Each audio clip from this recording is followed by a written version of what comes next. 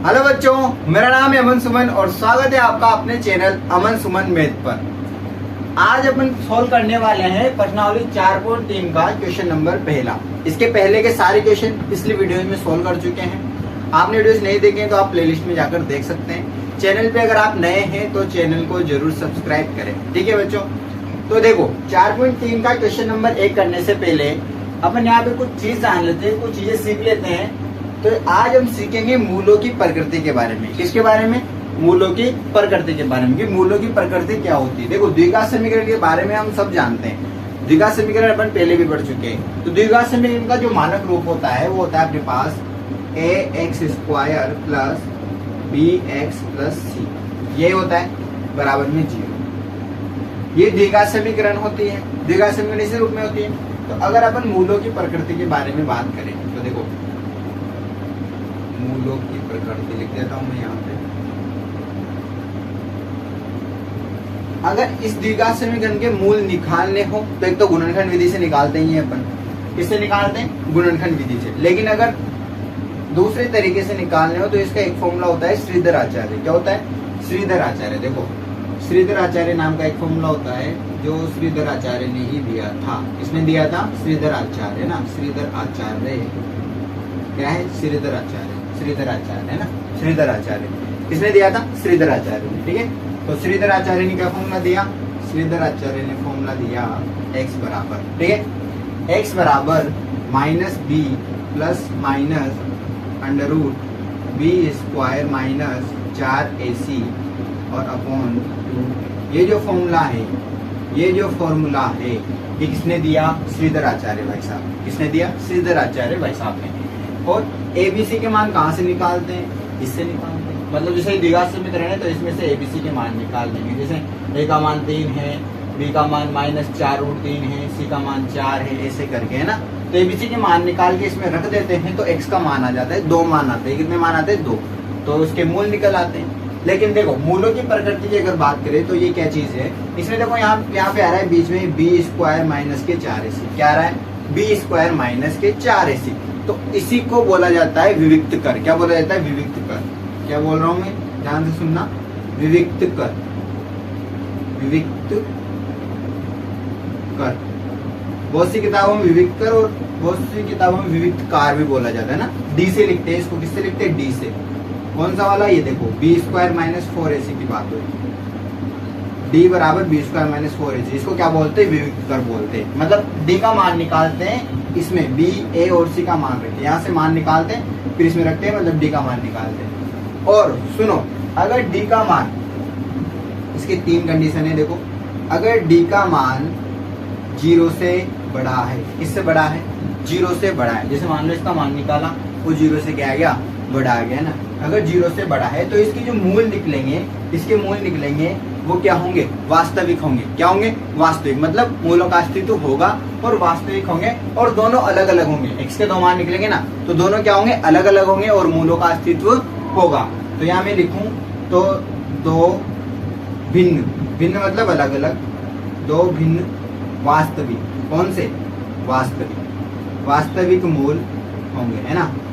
2 भिन्न वास्तविक मूल होंगे, मूल है ना। अगर सेकंड कंडीशन की बात करूं, दूसरी स्थिति की बात करें यहाँ पे, तो अगर d का मान 0 आ जाता है, क्या आ जाता है? 0 आ जाता है, तो तब क्या होगा? मूलों के साथ तब कैसे मूल मिलेंगे? बताओ तब कैसे मूल मिलेंगे? तब मिलेंगे अपन को वास्तविक, मतलब मूलों का अस्तित्व होगा तो सही, लेकिन बराबर मूल मिलेंगे। कैसे मिलेंगे? बराबर। 2 बराबर। कैसे? बराबर मतलब इसके दोनों मान क्या आएंगे? बराबर। 2 बराबर वास्तविक मूल। कौन से मूल? वास्तविक मूल, है ना। अगर तीसरी स्थिति की बात करें तो d का मान अगर 0 से कम आ जाता है, मतलब d का मान माइनस में आ जाता है। किसमें आ जाता है? माइनस में। तो उसमें देखो उसमें क्या होगा? इसमें तो वास्तविक है, इसमें भी वास्तविक है, इसमें काल्पनिक मिलेंगे। कौन से मिलेंगे? काल्पनिक। मतलब उन मूलों का कोई अस्तित्व नहीं होगा, है ना। तो यहाँ लिखेंगे मूल काल्पनिक होंगे। मूल काल्पनिक होंगे मतलब उनका अस्तित्व नहीं होगा। पहली कंडीशन में अस्तित्व होगा, दूसरी कंडीशन में अस्तित्व होगा, तीसरी में अस्तित्व नहीं होगा। पहली कंडीशन में अस्तित्व होगा लेकिन दोनों का मान अलग अलग रहेगा, भिन्न रहेंगे ना। दूसरी कंडीशन में अस्तित्व होगा लेकिन दोनों के मान क्या रहेंगे, समान रहेंगे। तो देखो अगर इस क्वेश्चन की बात करें स्पेशल, तो निम्न द्विघात समीकरणों के मूलों की प्रकृति ज्ञात करो। क्या ज्ञात करो, मूलों की प्रकृति ज्ञात करो। यदि मूलों का अस्तित्व हो तो उन्हें ज्ञात करो। मतलब पहले मूलों की प्रकृति चेक करनी है। मतलब ये d बराबर बी स्क्वायर माइनस 4ac से क्या करना है, पहले इसका मान चेक करना है, विभक्त कर का मान चेक करना है, फिर यहाँ पे देखना है कि इसका अस्तित्व है या नहीं है। अगर अपन देख लेंगे कि d का मान 0 से ज्यादा आता है तो अस्तित्व है, और d का मान 0 से कम आता है तो अस्तित्व नहीं है। दो ही बातें पूछी उसने कि अस्तित्व है या नहीं है। अगर अस्तित्व है, लास्ट में बोला है देखो, यदि मूलों का अस्तित्व है तो उन्हें ज्ञात भी करना है। अगर d का मान 0 से ज्यादा आता है, क्या आता है, 0 से ज्यादा आता है, तो उसका मान भी ज्ञात करना है अपन को। क्या ज्ञात करना है, उसका मान भी ज्ञात करना है ना।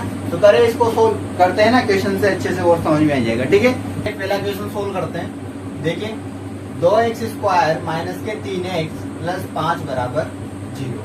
ठीक है, सवाल में करना क्या है, पहले तो मूलों की प्रकृति ज्ञात करनी है। क्या ज्ञात करनी है, मूलों की प्रकृति ज्ञात करनी है। और अगर मूलों का अस्तित्व होता है तो उन्हें भी ज्ञात करना है ना। सबसे पहले क्या करेंगे, मूलों की प्रकृति ज्ञात करेंगे।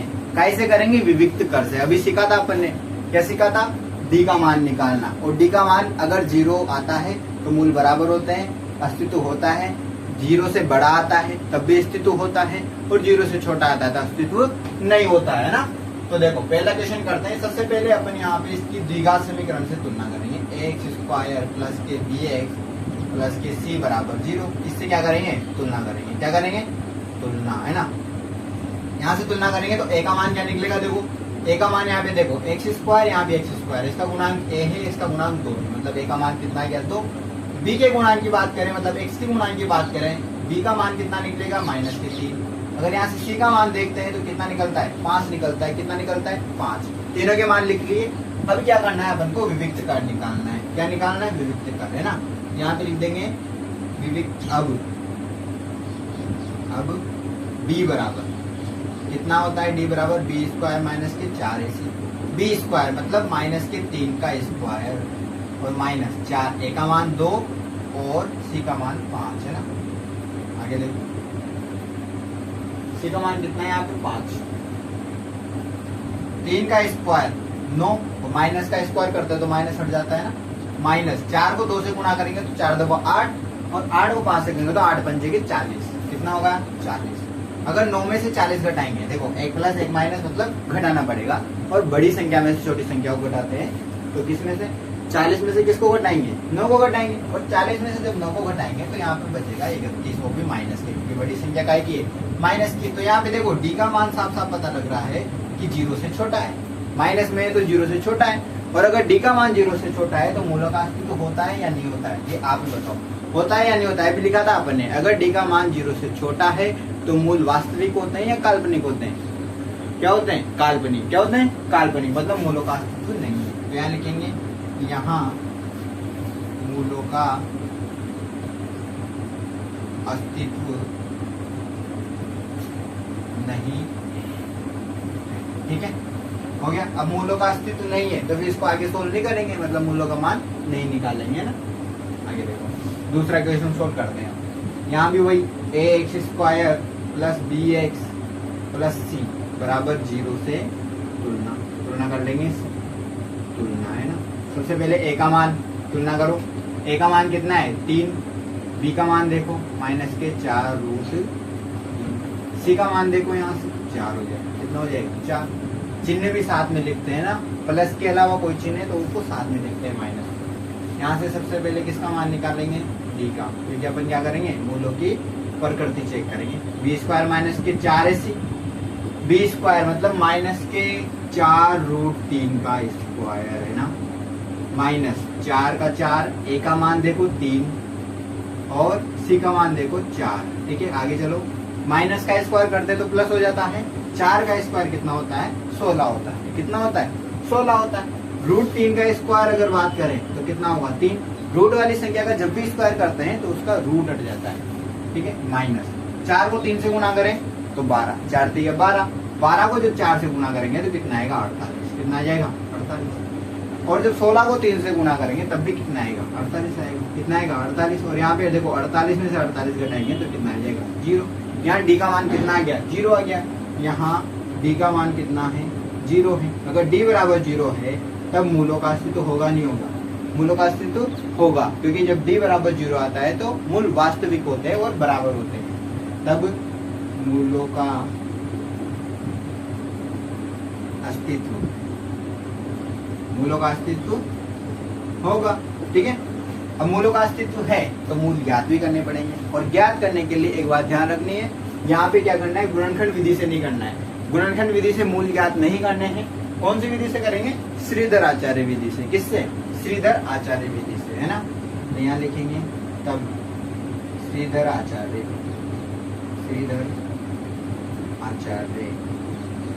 विधि से, है ना। और श्रीधर आचार्य विधि से देखो फॉर्मूला क्या होता है, x बराबर माइनस के b, क्या लिखते हैं सबसे पहले, माइनस के b plus minus under root B square minus के 4ac और बटे में आता है 2a। ठीक है, इस फॉर्मूले में किसके मान रखेंगे, एबीसी के मान यहाँ से रखेंगे तो x के मान आ जाएंगे। कितने मान आएंगे? 2 मान आएंगे। कितने आएंगे? 2। और इसमें देखो d बराबर 0 है ना, तो x का मान सेम आएंगे, दोनों जो मान आएंगे वो सेम आएंगे ना। इधर तो इसको हटा देते हैं,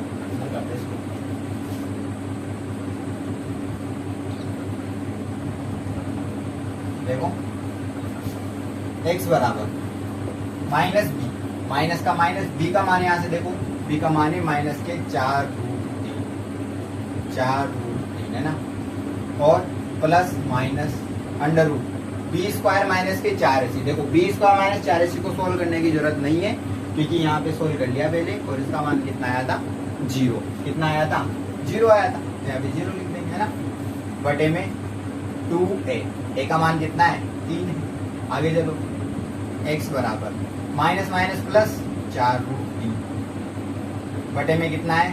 2 × 3। देखो 2 से 4 कट जाएगा, ये कितनी बार कटेगा? 2 बार। आगे चलो, x बराबर 2√3 और बटे में कितना है? 3। देखो √3 से 3 कितनी बार कटेगा? √3 से 3 कट जाएगा √3 बार। ऐसे ऐसे समझो, देखो 2√3 और 3 को अपन क्या लिख सकते हैं? √3 × √3, है ना। एक √3 से एक √3 गया तो x बराबर कितना बच गया? 2/√3। x का एक ही मान आया, लेकिन 2 मान चाहिए। तो देखो जब भी जीरो वाला जो d का मान जब भी 0 आता है, जीरो वाला जो योजन होता है उसमें क्या होता है, x का मान 1 ही आता है, लेकिन अपन उसको 2 बार लिखते हैं। कितनी बार लिखते हैं? 2 बार। 2/√3 पहला मान और 2/√3 दूसरा मान, है ना।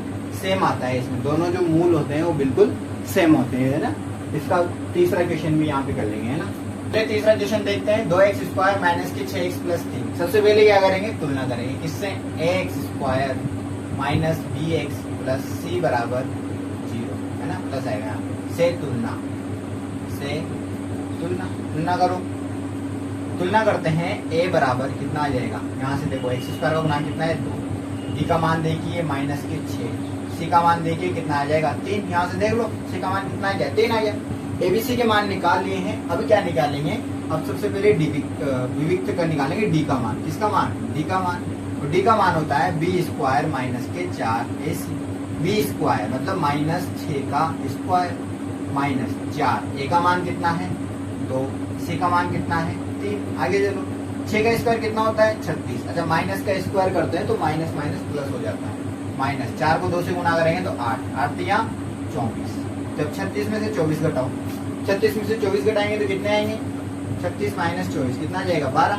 अब देखो डी का मान 12 आ गया, डी का मान 0 से बड़ा है। डी का मान क्या है? 0 से बड़ा है। जब डी का मान 0 से बड़ा होता है तो मूल का अस्तित्व होता है। और मूल भिन्न भिन्न मिलते हैं। कैसे मिलते हैं? भिन्न भिन्न, वास्तविक होते हैं और भिन्न भिन्न मिलते हैं।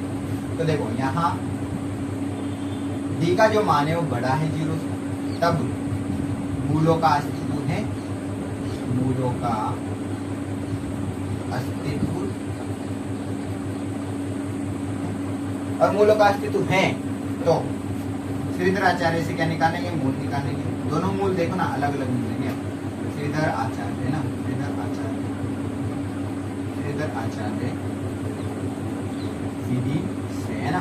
श्रीधर आचार्य विधि से x बराबर minus B plus minus under root B square minus 4ac और बटे में आ जाए कितना? 2a। ठीक है, 2a आ गया। अब निकालो यहाँ से मान, x बराबर माइनस बी का मान कितना है? माइनस के 6 माइनस के 6 plus minus under root B square minus 4ac का जो मान है डायरेक्ट रखेंगे यहाँ पे, क्योंकि बी स्क्वायर माइनस 4ac का जो मान है कितना आया था 12 आया था, तो डायरेक्ट 12 रखेंगे। बटे में कितना आ जाएगा 2a, मतलब 2 इंटू a का मान कितना है 2 है, 2 कितने आगे चलो x बराबर माइनस माइनस प्लस और 6 प्लस माइनस, देखो रूट 12 को क्या करेंगे अब देखना, रूट 12 को अगर मैं क्या लिख दूं 4 इंटू 3, क्या लिख दूं 4 इंटू 3, तो देखो रूट 12 तो पूरा बार आएगा नहीं क्योंकि पूर्ण वर्ग संख्या नहीं है, रूट 12 का कोई मान नहीं होता।